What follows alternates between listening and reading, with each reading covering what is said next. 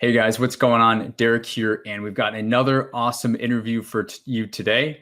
So today we are actually sitting down and speaking with Bryant. And when I got an interview from him about doing an interview, he let me know that basically since last summer, the last 6 or 7 months only, he's won actually $4 million worth of government contracts.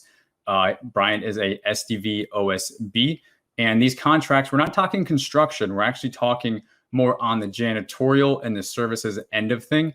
And that actually makes it a little bit more interesting because, construction contracts can quickly add up to 4 million. But if we're talking professional services types contracts, that's extremely interesting. So let me go ahead and add Bryant into the conversation here. Bryant, let me know when you can hear me. I can hear you. Hey, Derek. Awesome. Thanks for being here. Let's just get into it. I kind of like start with the juicy part at the beginning of the intro. I kind of teased it a little bit, but you've had a little bit going on these last few months. Tell me what's going on. Tell me a little bit about the contracts you've been winning and just kind of get us up to speed on what's going on with your business, if you would. Absolutely. So first, Derek, really, I appreciate you having me on your show here. I've definitely, over the past several months, been able to take away just a huge amount of value from not only the courses that you've had, but really from your group. It's been Awesome. Amazing. So I appreciate that. In the contracts that I've been working on, I've been bidding, as you said. Really, I'm really playing that NAICS code that is 561720. That janitorial services, is really where I've been. So I started really in December. It's really when I started just learning the business, getting my feet under me. And then, when the pandemic really took hold, right about March, April, May, is when I was thinking to myself that, I knew there was going to be an opportunity. And that opportunity with the government was going to be strong in anything pertaining to cleaning, because being a Marine, I knew the emphasis that the government's always really placed on how things need to be clean, sanitized, and really up to speed. So, what I did is I said, I'm going to really consolidate all my efforts and resources into just bidding these contracts that are in janitorial services. And it was in July of last year that, that opportunity really came to me.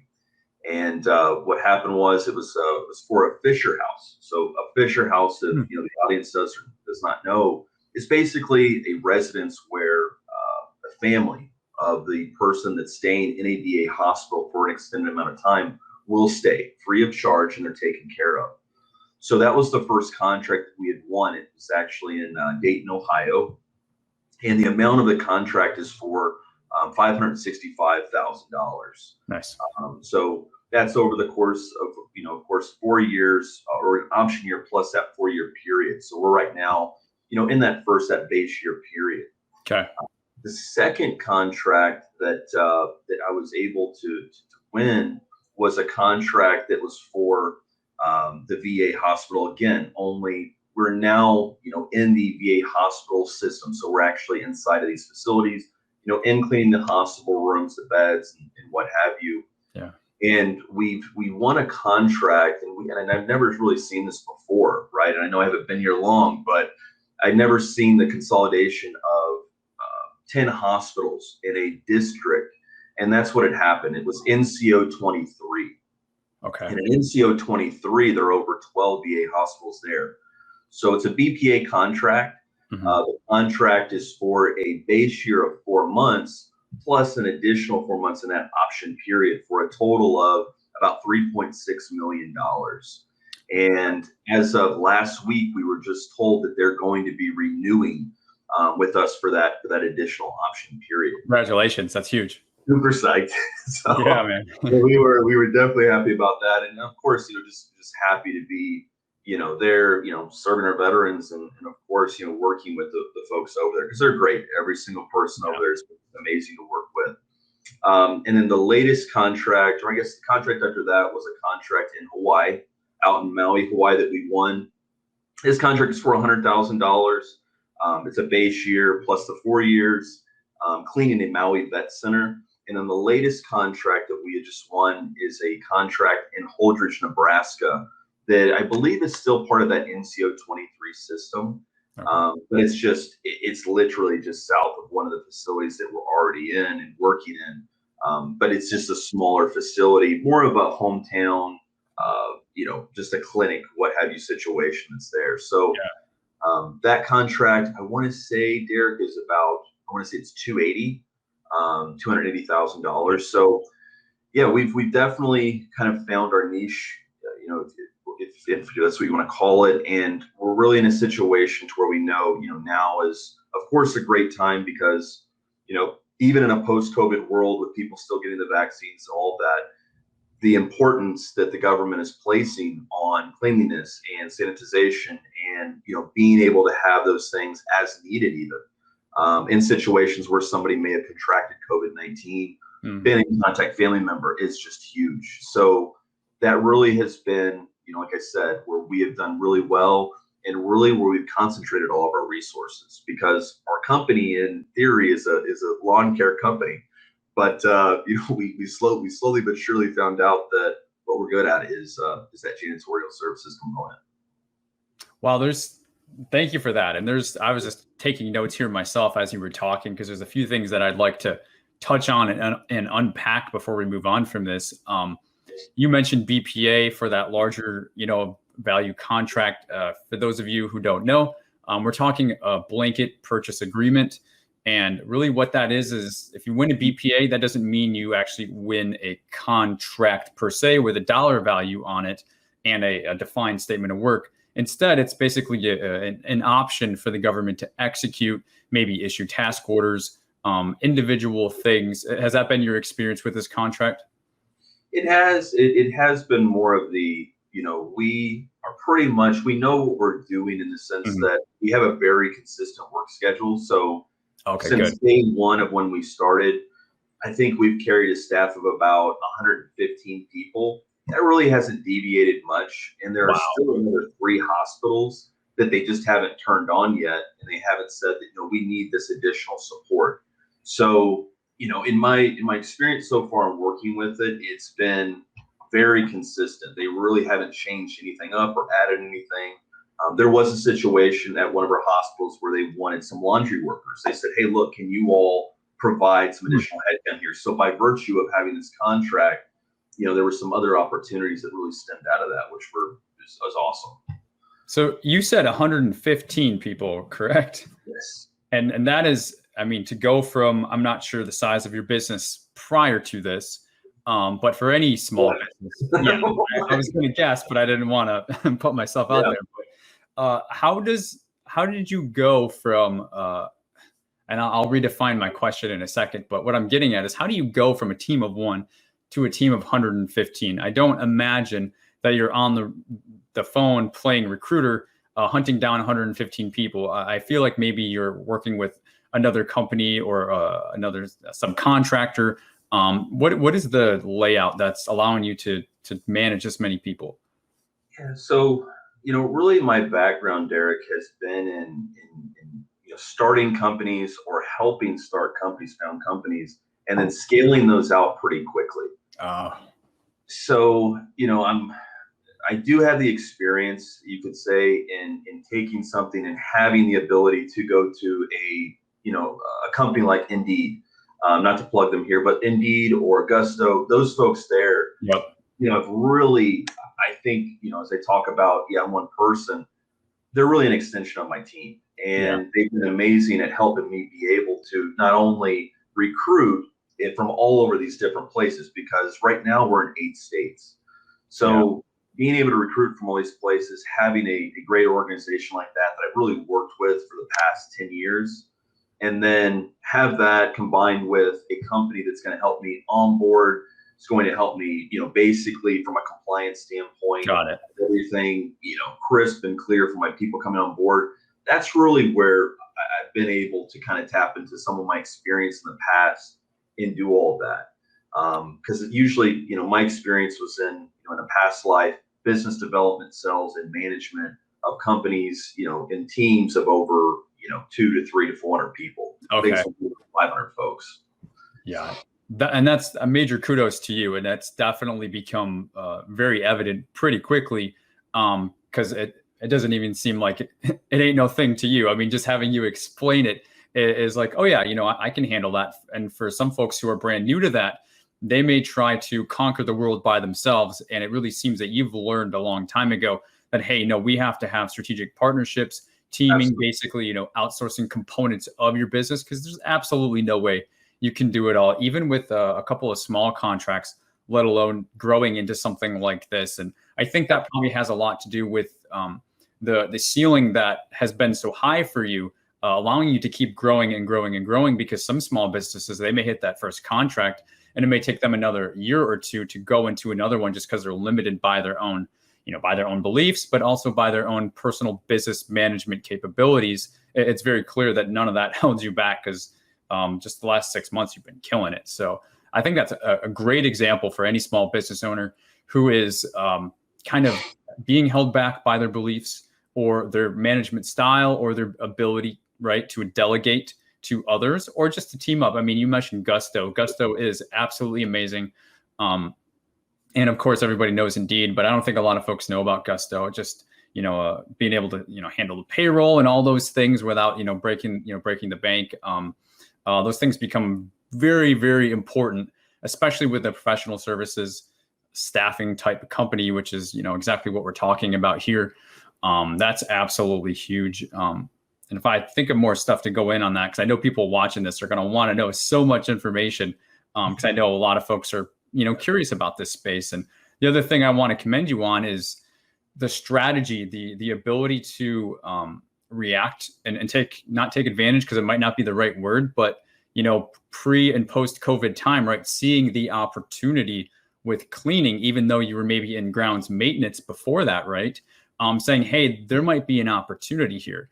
And there were a number of small businesses that were thinking the same thing. And, some of them have become millionaires over, that 1 year, right? I'm sure you're familiar with stories like that too, because they saw an opportunity and they kind of went for it. So I just want to commend you for, it seems like you have so many things in place, things that people absolutely could learn from.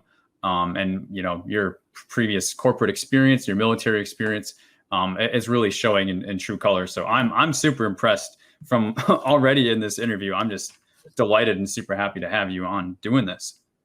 Appreciate that. It's one of the things that I've learned along the way is that I think the most important word, you said during all that is delegation, right? As you really, and I think it came from corporate America, as crazy as that sounds, but as you start to ascend, you start to understand there's no way you can take on everything at once. There's no way you can take on all of these different things that, frankly, am I going to be the best person to talk about HR law in a specific state?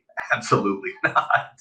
So I'm going to rely on my partners. I'm going to rely on those folks that, are frankly smarter than me in that subject matter and say, look, I need your assistance. And that's very hard for a lot of business owners, even myself, certain things to say, you know what, I'm not the best person to do this right now. So let me go find somebody who's better than myself and is a key person to help me continue growing this. Because the one thing that I can tell you right now is, if I was to say that I was not hesitant or I was not in a position where I said, I don't know if I can do this. And I said that several times to my wife. I was like, I don't know, because I was thinking to myself, how, bringing on this many people this quickly, because one of the things about a BPA contract too is that it's never official until typically almost up until the last week to 2 weeks before it goes live.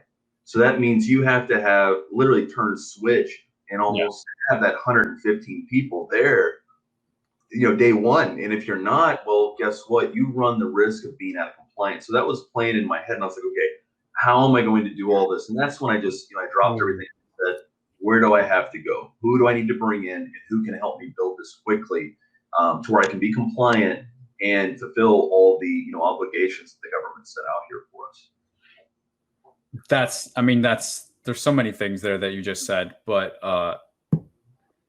being able, like you said, I said it, you said it, being able to delegate is absolutely essential. And there's just no getting around it at even any of a small level of growth. As you start to grow even larger, it's just part of the game, right? But even once you start to get a little bit of growth, you realize you quickly have to start to delegate. So, I'm I don't need to repeat anything you said. You absolutely just said it.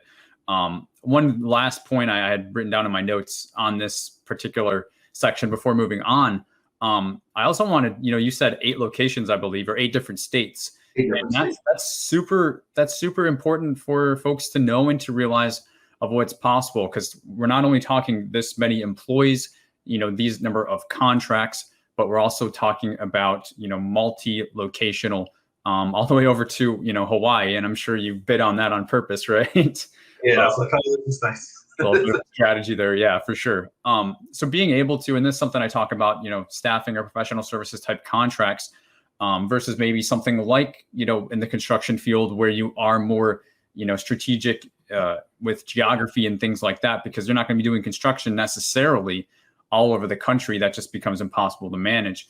But with a business model like this, and with those delegations and those companies you're working with, you are just as easily to manage a contract in Hawaii as you are in Dayton, Ohio, right? Paying the taxes and those things are a little bit different from state to state, but you got people for that. You as the business owner, you don't have to worry about that stuff.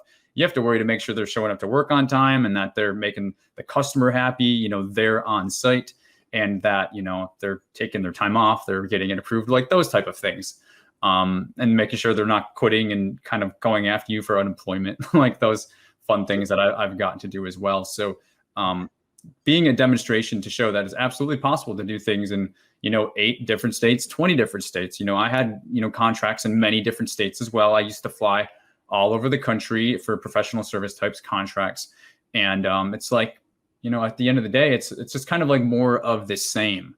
So I think you would probably agree that anybody who's fearful or they're kind of being held back of saying, hey, I don't want to maybe do this contract because it's out of the state, I think you would probably say, at least in this type of setting, that it really shouldn't be a main thing that is on your radar. No, I think, what you need to do, and I think this happens, Derek, before you even start bidding on contracts, is you really need to understand. And I did this through several pretty close associates that I worked with formerly. And I said, talk to me about what you think my strengths are, and I was just flat out. I was like, hit me in the eyes, and what are they? Okay. You need to really understand what your strengths are, and then you need to understand what your weaknesses are. You need to know where you're currently at. Do you have experience, recruiting at a high level and doing it where you're bringing in a lot of people? Do you have the ability, to be nimble and, have those resources and partners in place when you need to have them, right? There are a lot of things that go into it. And I think that provided that you know yourself, you know what you're good at, you know what you have around you, your resources and how to properly utilize those resources, I think you're fine venturing out, right, to really start bidding and doing those things that you need to do. But I'm not going to tell, somebody that is, day one just in contracting, hey, bid a contract out in Alaska and, Sure. hope that it goes good for you, bring your parka and, go out there and I would just caution to say, know where you're at, know what your strengths are, what your weaknesses are, know who you have in place, but don't be in a position to where, you're doing this analysis paralysis, because frankly, I did it. I'm going to be the one to raise my hand, like a lot of people in GovKidMethod, and I'm going to raise my hand and I'm going to say, I had a lot of analysis paralysis before I found your classes, Derek, and nobody's plugging me. I'm going to tell your audience right now, nobody's plugging me. Before I found your classes, I was looking at every single piece of material that I possibly could. I was going to every course, every YouTube video, going on Facebook, going inside these groups. And it was just this case of, there's so much to do. What do I do? Yeah. So, I would just again say, know where you're at, take a pulse of the situation, see where you're at, and then make a move. And that move needs to be, what I believe, bidding contracts that you believe you're strong in, you have the infrastructure, but more importantly, the experience. You got to have the experience in these things to be able to bid them and be able to fulfill all the duties and responsibilities and the contractual obligations of that contract. So speaking of experience, I want to transition and segue a little bit now.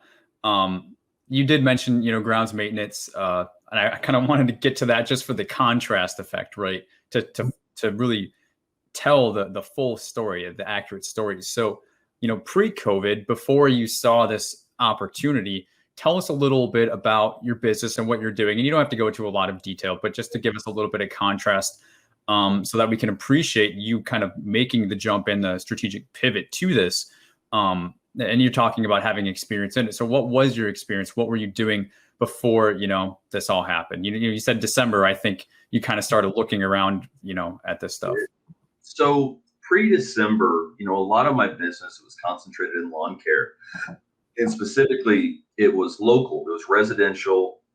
We did commercial as well, but residential, commercial lawn care maintenance. And we did it all over Reno, all over that area, Sparks, the general area, service area for us. We were there. We also had experience, though, like I said, in janitorial services.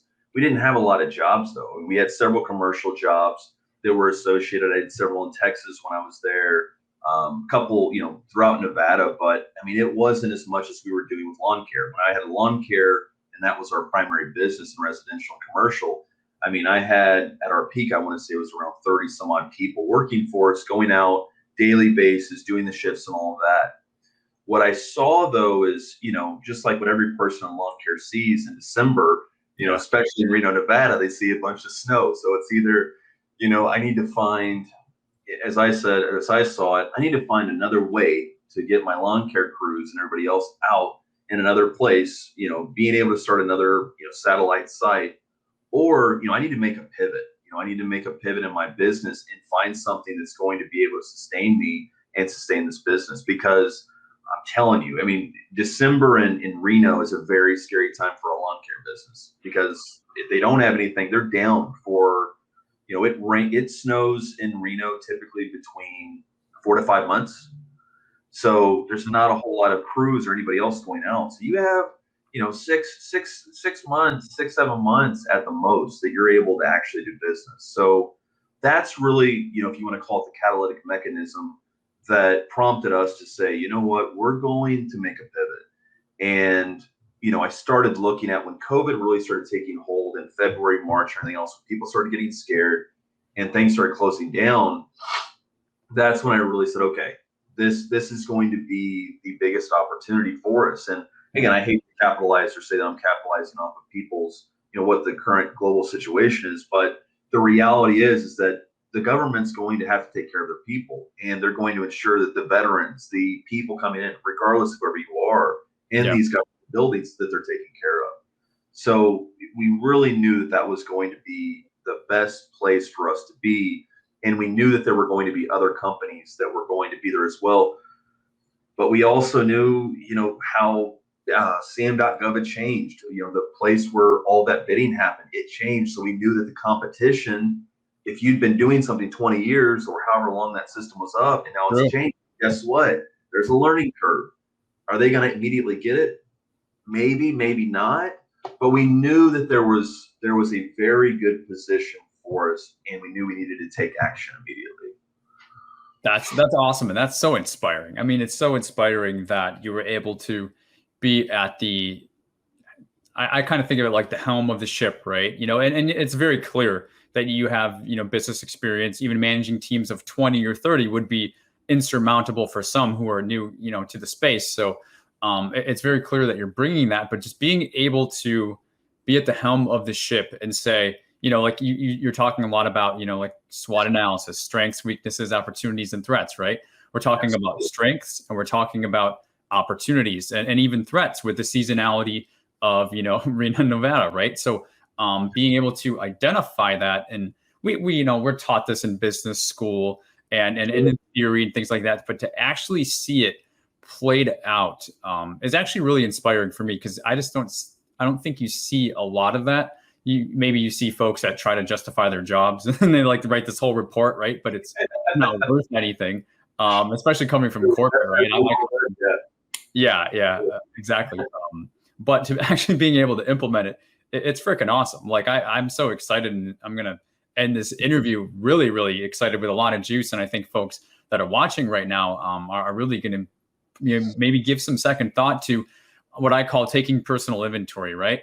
Because we all have things that we can look at ourselves for and say, you know what, I've got this, I have this as leverage. I've got this as experience. I have this as a relationship. Kind of take inventory, like when you're in a survival situation, like, okay, what do you have?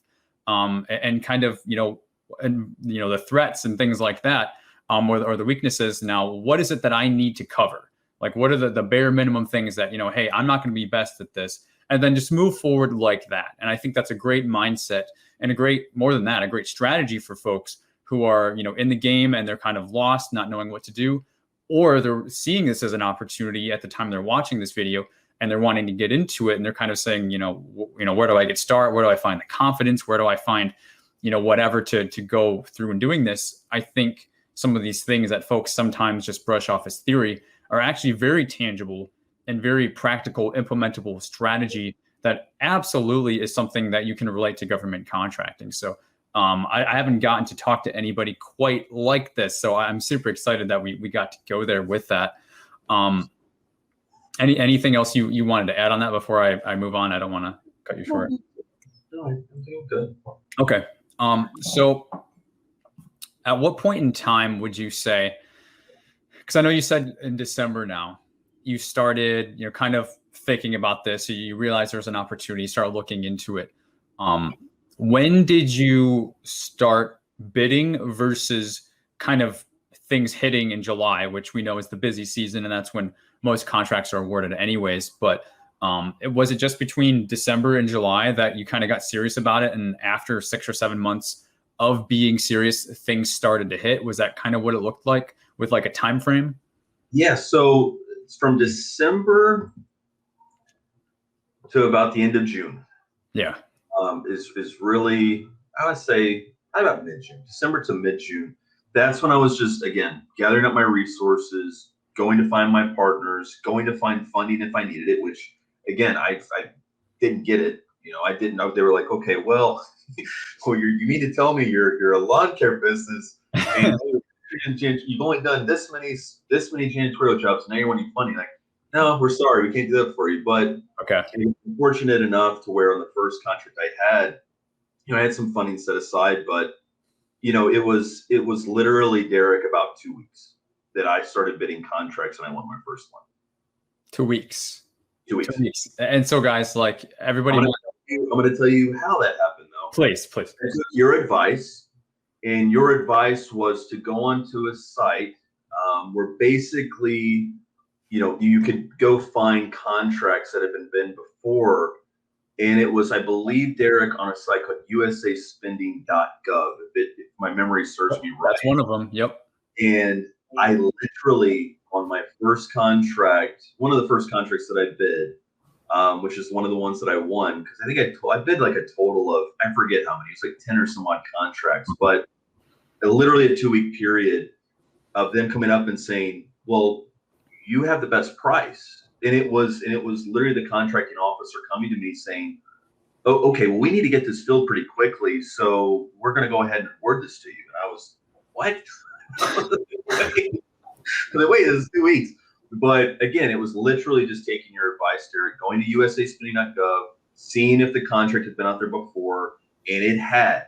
And I had won the contract at the exact same price that the former contractor had won it for that previous 4-year plus 1 year, that option base year period. Interesting, because that means then, so they were the incumbent on this. So that means if they were bidding on their own contract again, which why wouldn't they? Because they would have whether it was an evaluation or evaluation factor or not, they would have the best past performance because they were the one doing it. Past performance may have not have been a factor, so that may not have benefited them. But also, they may have gotten a little greedy.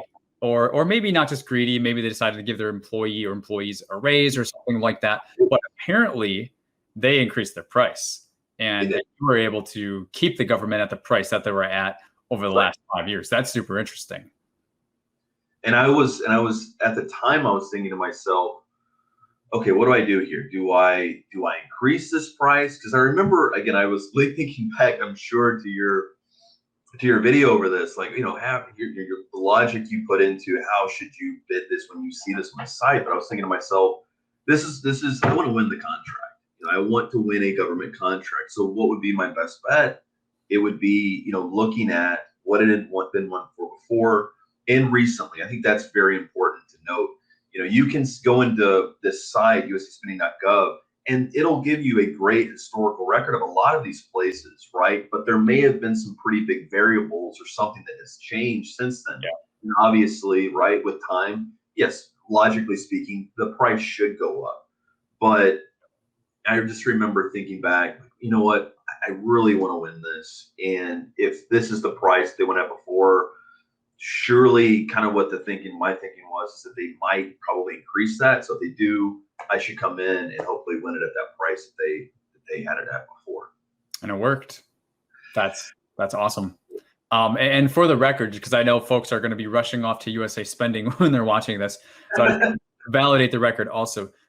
There is also fpds.gov, which it's being phased out. So depending on the time you're watching this video, there's a huge migration with beta.sam.gov happening. I think they've stopped adding contracts to fpds.gov, but they actually have even more detail than USA Spending. So anybody who's rushing off to check it, check fpds.gov. Just throwing that out there. So the strategy worked, and you're saying 2 weeks, and I tell a number of stories about folks that they kind of have a conversation with me. When I was doing a lot of one-on-one coaching calls last year, I had some folks, and some of them, they just kind of needed the confidence, and it was like, can I really do this? Was really what it was, because again, I talk a lot about your limiting beliefs and your mindset, because it actually at the end of the day is huge. And I'm a very practical person. I'm a very logical person. I don't like talking about a lot of airy-fairy theory type things, but there are certain things that actually make a huge difference. And if you don't have those limiting mindset and beliefs, it's like you're the only one standing in your own way. And that's kind of the advice I gave on some of those calls last year. And so I did have a number of people who went out and won their first contract in a short period of time, because it was like that last block, like it was pushed through and it was no longer there. So kind of like you, if you're going to go out and bid on 10 contracts and just play the numbers game with it, well, any squirrel finds a nut, or, however that analogy goes, like you're going to win something. Like at some point in time, if you're just putting yourself out there, it's going to work. So I'm saying all of that to just, demonstrate, guys, 2 weeks, right? 2 weeks may not be 2 weeks for you, but really anything is possible if you start putting yourself in the game. And the other thing is, don't give your competition too much credit. Don't put other people on a pedestal. They may not be all that. You may be just as good or better. So you're kind of holding yourself out of the game because maybe you're not confident. But really, I mean, the government may need you. An agency may need you because maybe they don't have somebody who's doing a good job at this, or maybe at the price that you can, provide, because you're a team of one and you've got low overhead and low G&A, and they're, paying a lot of money to some other companies. So just, guys, give yourself a little bit more credit. Bryant did it in 2 weeks after, taking a massive action. You have to take a lot of action. You can't just kick back and get a set aside. And, I do a video where I jokingly go and open the door and just sit down and wait for the contracts to walk in the office. That's not going to happen. You got to do a lot of action. But if you do that, it's maybe not as hard as you're thinking that it is. It's absolutely right. And that's another good thing is I know, you've been on the set side before, Derek, but that is, I think that's extremely important.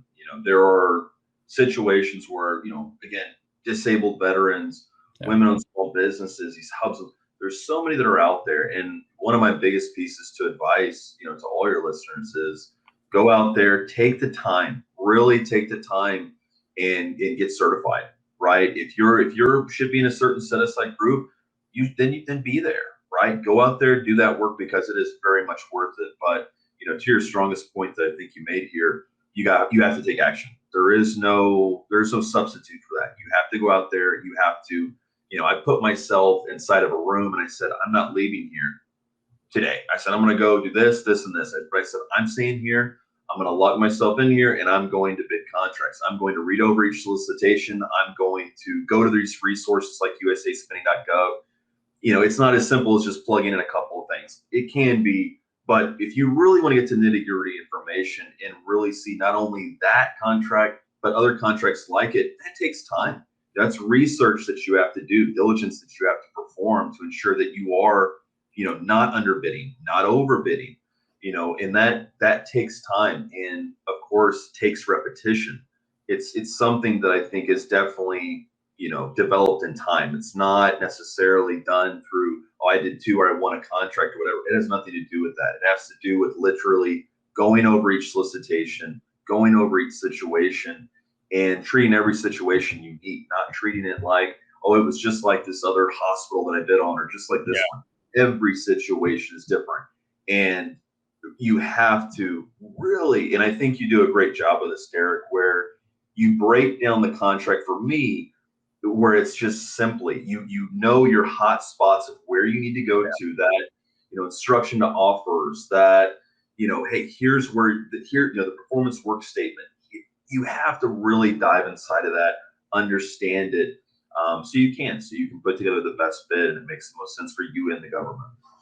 Yeah, and hotspots, I think, is a great way to put it. I might steal that from you. I might start calling them hotspots, because it's like, you don't have to read, and you shouldn't, and you can't read every word of a 100-page RFP, RFQ. Like, you just cannot do it.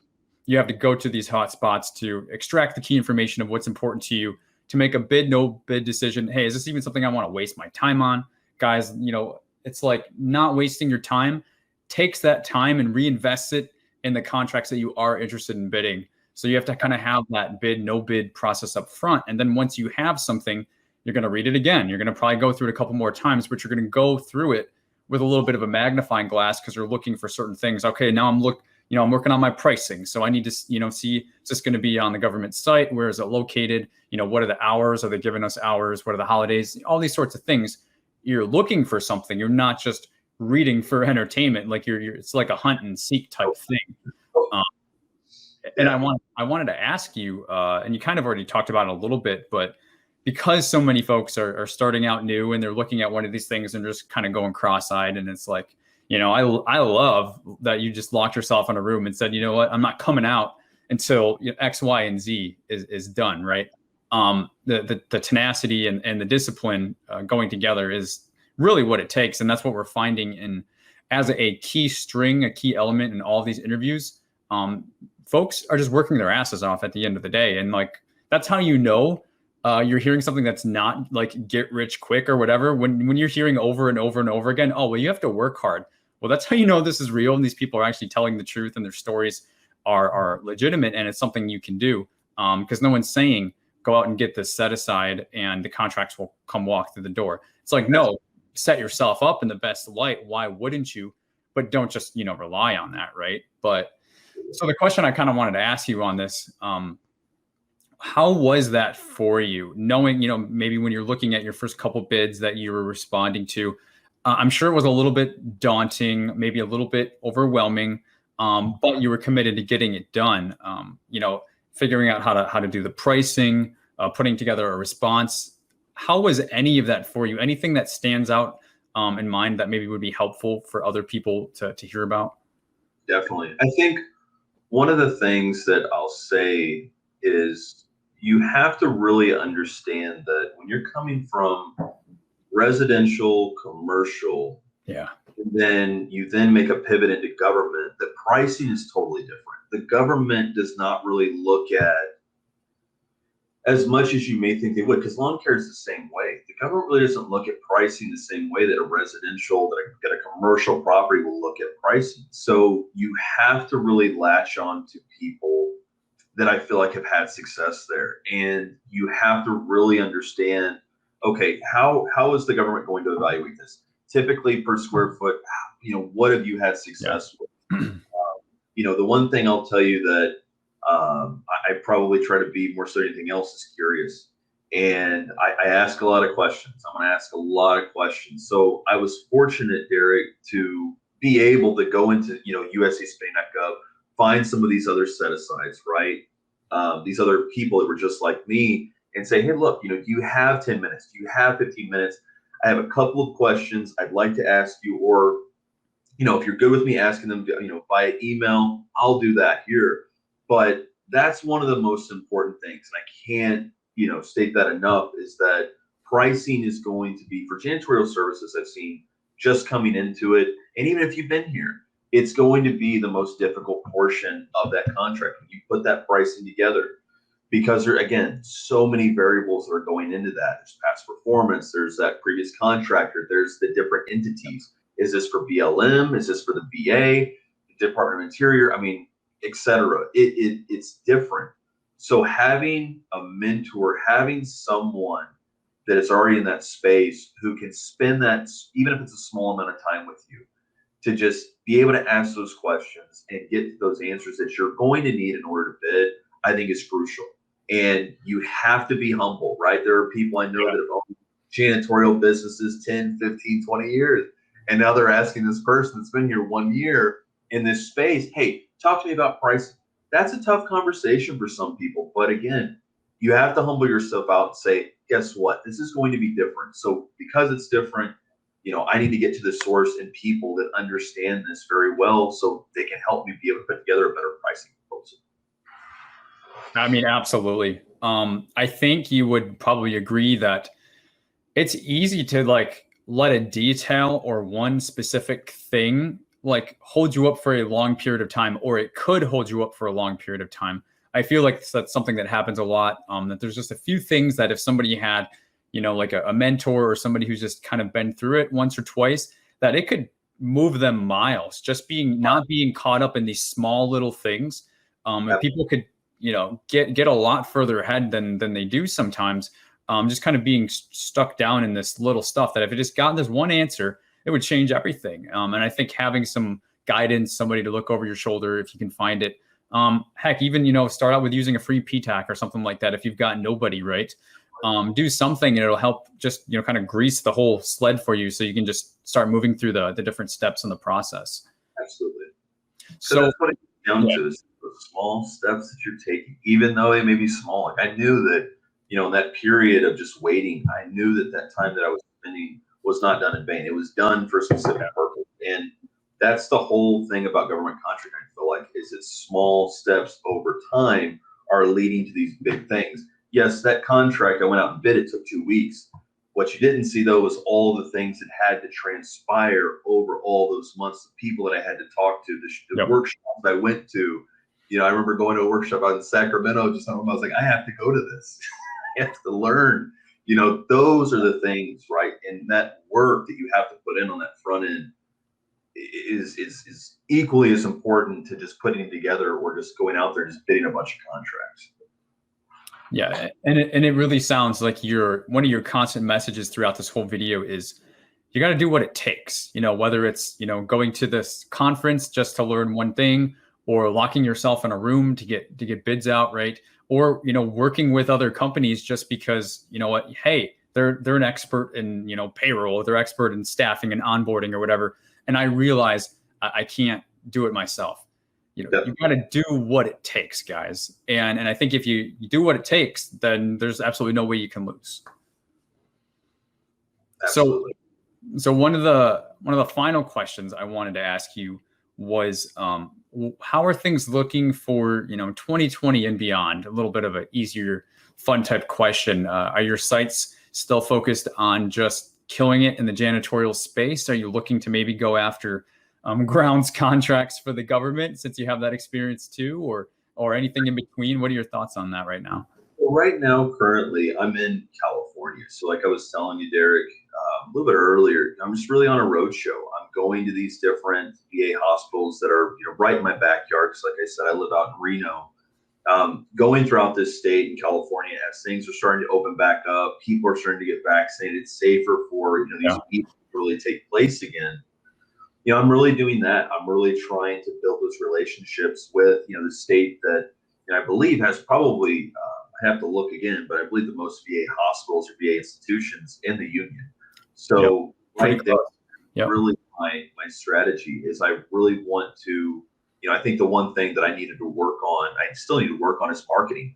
I need to get better at marketing to the government and getting to those people and those contacts before the solicitation comes out, right? That's really where I want to improve my business now is, I'm really just concentrating on the janitorial space, and then probably down the road, I think, past 2021, 2022, I'll really start to diversify a little bit more. But, I just feel like, there's still an opportunity that the government's going to place on, cleanliness and sanitization. So I think that this is really where I need to spend my time, and just again concentrating my time on those EMS supervisors, those folks that are there inside those hospitals that are going to be able to make the decision on bringing in people from the outside, other service disabled that are on small business to come in and help out with those things. And I love the answer, because it's like you kind of started out from a strategic, intelligent, kind of making a decision and going in all on it. When COVID hit, right? Hey, I think there may be some opportunity here. But guys, what Bryant is doing, he's still continuing to do that. A few words kind of echoing in my head right now that he just said was, the vaccines are starting to get pushed out at the time this is being recorded. We're starting to see the numbers go down. We're maybe, totally not out of the woods yet, but, looking into the future as a strategy, there's going to start being more in-person events. Things are going to start opening up, right? And you don't want to be the last person kind of changing in the times. You don't want to still be acting as a COVID world if you're in post-COVID, right? So, Bryant is staying on the forefront, which I absolutely love. And I think you all can learn from that, is that being tied into the sensitivity of what's going on in your industry, whether, it's the whole market for everybody right now, or just whatever industry you happen to be in, if it's construction or staffing or manufacturing or whatever, being tied in the intricacies of those things, and adjusting and kind of dancing with it as you go, because nothing stays the same forever. Things are always in flux, right? Everything is always in motion. And I love what you just said right here is, hey, things are starting to open back up. So yeah, what do you think you should do? You should get back out there. You're going on a roadshow. That's exactly what you should be doing. And a lot of it's common sense, but sometimes it's hard. If you're a team of one and you're bogged down with everything, sometimes it's hard to kind of, do what you should be doing, because you're doing the things you have to do, right? Exactly. So, I think, another one of the key takeaways is kind of staying at the helm, being able to look at those opportunities as they come up, see what your strengths are, and to go after that. So, I mean, that's awesome, man. Like it's such a good talking with you. I don't know what else to say. You're just doing everything right. You're absolutely doing everything right. I can't wait to, and maybe we do a follow-up in a year or something like that, because I know you're going to go far. I know you've got a huge ceiling. You're not even close to hitting it just yet. And I think you're only going to continue to inspire and motivate others to, to show and demonstrate what's possible. Absolutely. This is the one thing about this, Derek, that I'll say is that this entire community, especially the community you've built, has just been amazing, right? I love, being a part of something, especially with your group, that, when you get something, we're all celebrating it, right? We're all celebrating the success of the person, because there's so much that, yes, you did something, but there's so much that went into that. All the people you've had on your show and you've as they've told you, it wasn't just this, I snapped my fingers and it's here. There's so much work. So when you finally are able to say, I put all these steps into place, I took the recommendations of the people that I needed to listen to, and I put it in effect, and then something happened. There's really something cool about that. And I think that any community that places that much of an emphasis on working together, on making these sound recommendations, all that, that's really special. So, as much as, if you're talking about me, Derek, I just want to say to you and your whole audience, I think all of your material is exceptionally done. What you've done with the community for GovCon on your Facebook group has been amazing. And I want to see the same thing. Just continue what you guys are doing over at, with your GovCon group and everything else, because this stuff is the reason why. If I have to put a reason on why I think I've been able to see the semblance of success I've seen at this point, is from people like yourself who have really just put everything out there and said, hey guys, here's how you do it. If you put in the work and you listen to what I'm saying and you go take action, there's some really cool things that can happen. And, I've been a benefactor of listening to your advice and doing those things that you recommended. Thank you so much for that. I mean, it honestly, it means more than you probably know. I've been doing this for about 3 years now. And, it takes 2 or 3 years for any business to get on its feet, really. And it hasn't been easy for me. I mean, every week I'm questioning myself. Am I helping people? Am I making a difference? Is it worth it what I'm doing? Because it's hard to sometimes get feedback. So I really do appreciate that from the bottom of my heart. And just being able to even, play a small part in what your company's been able to do in such a small period of time kind of makes it all worth it. So, thank you so much. To keep YouTube happy, I'm going to ask you just one more question, and then we'll call it, to keep this under, I think, about an hour. So if you had any 2 cents or last bit of advice, again, this is really targeted for those folks who are watching this. They're watching this video for a reason, right? They saw somebody do something in this story, and they're wondering if they can do it too, or they're doubting themselves. I want to do it, but I don't know if I'm good enough. I don't know if I'm smart enough. I don't know if I'm capable enough. Maybe I can't get a set aside. There's millions of excuses, right? So is there anything that would be your 2 cents or last bit of advice, parting words for anybody who's sitting on the fence right now, or maybe they're in the space and they're just struggling? Anything that you could offer to them as a bone to help them get to the next step? Yeah, absolutely. I think, the one thing that I've seen that, really anybody, because I've had a couple of folks come up to me and say, Bryant, what are some things that I could do? Because I don't have a set aside. I don't have a set aside. I'm going up against a very large pool and all of that. And, I think it's really doing diligence inside of every opportunity as much as you possibly can. Obviously, it's taking action and doing all of that.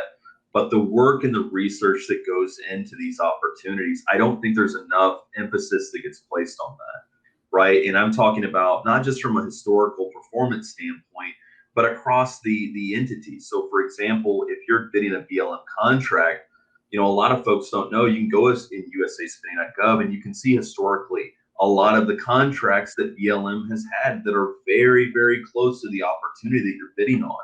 A lot of people, what they'll do, especially when they go in or they just hear it for the first time, but going to USAspinning.gov, they won't find the opportunity in there. And they'll say, well, I'll just have to bid this or throw up a number or come up with something out of thin air. And that's the furthest thing from the truth. And that's how, when you are going up against this huge pool of people, or a bigger pool than, some of the other set-asides are going up after, you have to have extremely crisp and clear.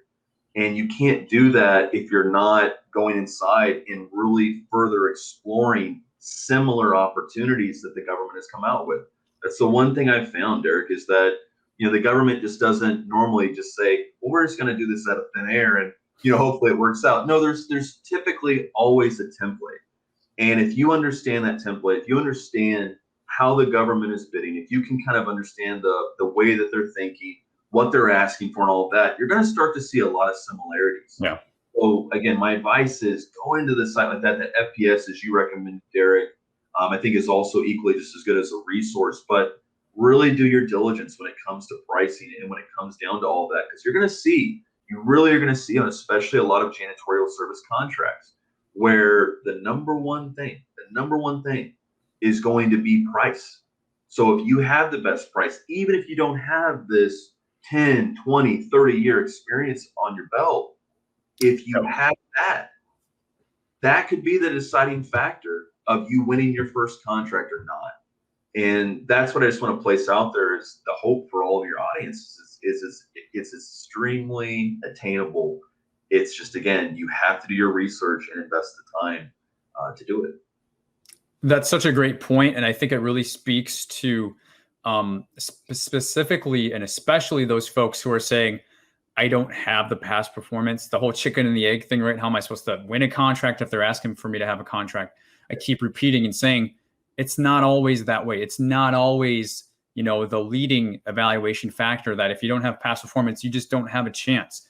That's just not the case. Some of the times it's the case. And specifically, the higher up in dollar value you go, the more important it potentially becomes. That's just how it's written into the FAR. But if you're looking at contracts under $1 million, especially contracts that are maybe even under the SAT, the Simplified Acquisition Threshold, price oftentimes is going to be paramount. So if you can instead stop worrying about your past performance and instead apply that energy and invest that energy into doing some research and some homework and drilling down for your target agencies, your target customers, those specific bases, and looking at those contracts and look at the prices look at the counties, look at the wage determinations, truly understand specifically what's going on in that pricing realm, can totally make up for you not having past performance. If you do that, you win a contract. Now, voila, you've got pricing dialed in and you got past performance, and you reach the snowball effect. Exactly. So I think that's a great point, and I think that's a great final message for everybody. Bryant, thank you so much for doing this. I'm super pumped, man. I'm super pumped after listening to this, and I'm super excited and proud of what you've been able to accomplish in such a short period of time. And thank you so much for sharing this with the community. I think everybody's going to be really, really excited, especially at the, it's March now. We're kind of getting closer to the third quarter. Things are going to start warming up a little bit. So I think the timing of this is pretty awesome too. Absolutely. Thank you, Derek. I really appreciate it. And again, everything you've done for this community has just been amazing. Thank you so much, Bryant. I appreciate that. We'll be in touch, and thanks again. All right. Thank you. Bye. Take care.